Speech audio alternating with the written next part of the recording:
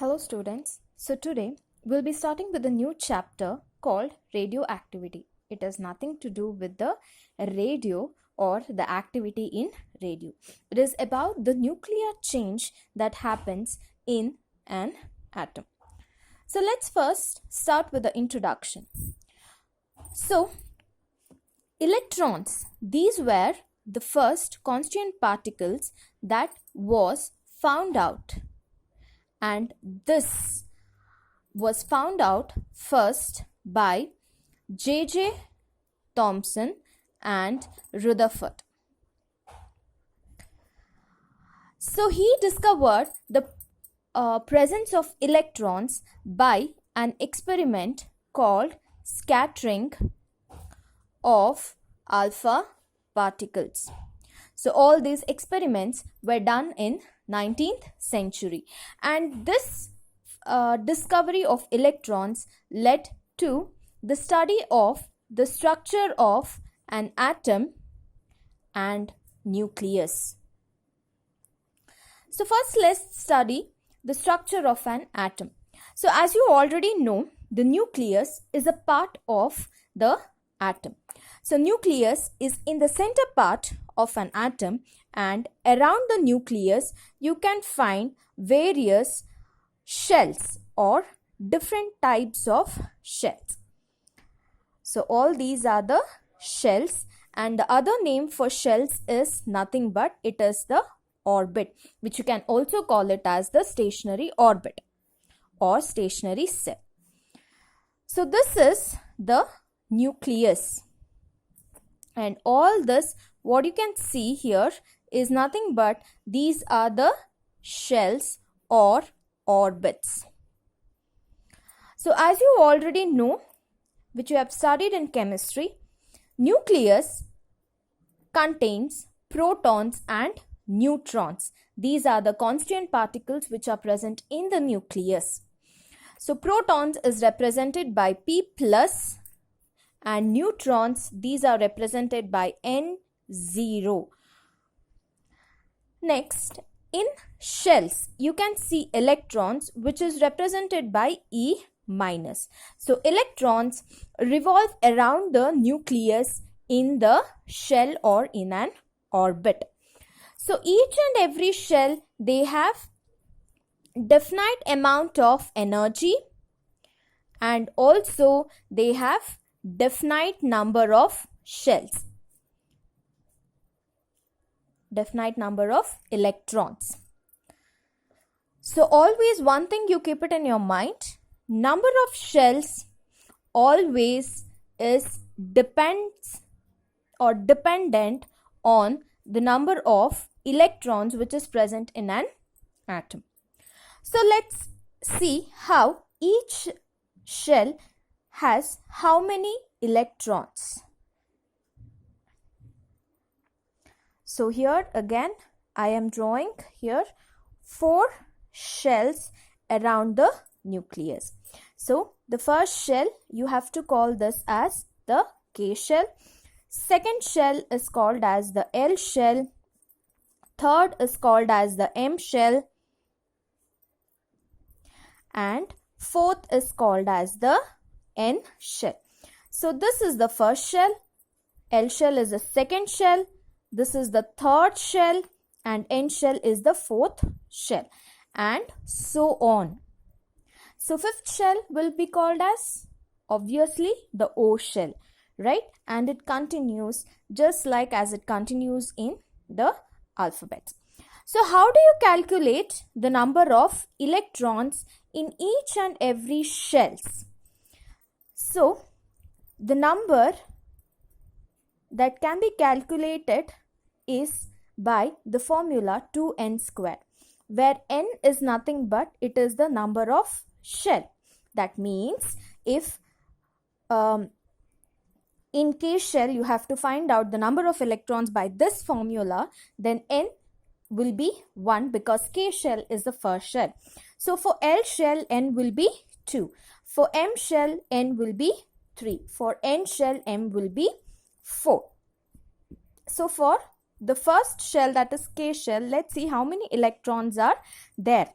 So 2 into, so as I told, n, it is nothing but the number of shell.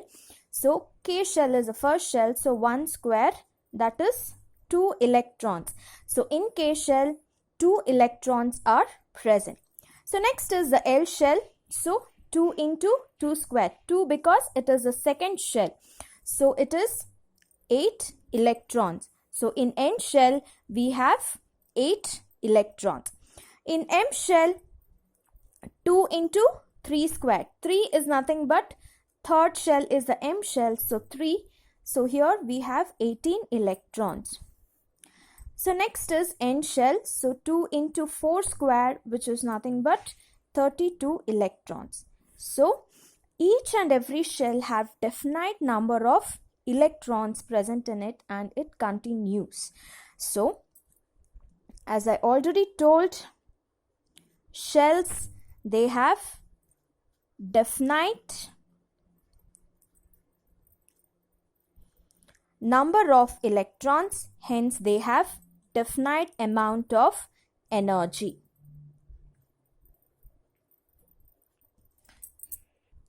Now let's come to the size of an atom and the size of the nucleus. So how do you calculate the size of an atom? So basically, in the center, you know, there is a nucleus, and around there is a shell around the nucleus. So from the center part of the nucleus till the outermost shell, it will be the radius. So this radius is nothing but it is the size of an atom. So it is of order 10 raised to minus 10 meter.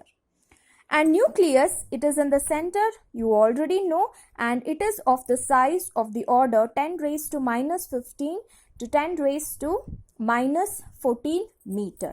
So basically, the nucleus is smaller than that when you compare with the atom. So basically, the size will be 10 raised to minus 5 to 10 raised to minus 4, the size of an atom. Now let's go deep into the atom and the constituents present in it. So you already know that atom consists of shell and also it consists of the nucleus. So these are the two important parts of the atom. So in the shell, you know, the electrons revolve around, which is denoted by E minus. And in nucleus, we have two constituent particles, that is P plus, which is denoted by P, protons, which is denoted by P plus, and the other one is the neutrons, which is denoted by N0. So these three are the different constituents of an atom. Now let's come to the charge. The charge of electron, proton and neutron. So the charge is already seen here, which is a negative charge, and for protons here, so it is a positive charge, and for neutrons here it is a zero charge, which is electrically neutral. That means it doesn't carry any charge. So what is the value if it is carrying a charge? So the value for the electron is minus 1.6 into 10 raised to minus 19 C. The same value is for protons also, but only the charge here differs, that is plus 1.6 into 10 raised to minus 19 C. Same value. And as you already know, for neutrons, it doesn't have any charge, so it is 0. Now let's come to the mass. So mass of proton, electron and neutron can be represented as, for electron it is Me, for proton it is Mp, and for neutron it is Mn or M0. So what is Me for electron? that is 9.1 into 10 raised to minus 31 kg. For that of proton is 1.67 into 10 raised to minus 27 kg. So the mass of proton and neutron will be the same. So the mass of neutron is also 1.67 into 10 raised to minus 27 kg. Now all this mass, they are negligible. They are negligible and hence atoms, they are invisible. They are not visible to your eyes. So basically here mass of an atom is equal to mass of nucleus. So let's next go to the atomic model. Atomic model. Now, as you know, there are different charges because of the different constituent particles which is present, that is electron, proton and neutron. So, the charge of proton and neutron which is present in the nucleus, because here it is zero charge and for proton it is plus, the charge of nucleus will be plus Ze. So plus is because of the proton and Z is nothing but the number of protons. And that of the shell is negative because of the electrons. Now, when you are taking together shell and nucleus, it forms an atom, right? So, the positive charge and the negative charge. So, positive charge in the nucleus and the negative charge in the shell, when they combine, they make the atom electrically neutral. They make the atom electrically neutral. So, one thing you have to keep it in your mind is protons and neutrons together, they are called as nucleons. These two are together called as nucleons. So this together, they are also called as the mass number, which is denoted by A. Then what is atomic number? Atomic number is nothing but number of protons or number of electrons. So always keep one thing in your mind. Number of electron is always equal to number of protons. So atomic number is denoted by Z. So atomic number is nothing but number of proton or number of electron. Mass number is number of nucleons. So you can just write number of proton is same as that of Z. Number of electron is same as that of Z, that is the atomic number. But what about the number of neutrons?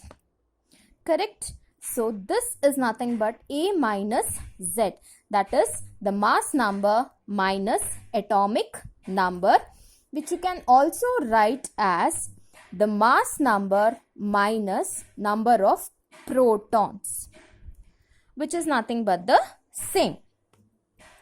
Now consider X is an element. Now, where will you write the atomic number and the mass number?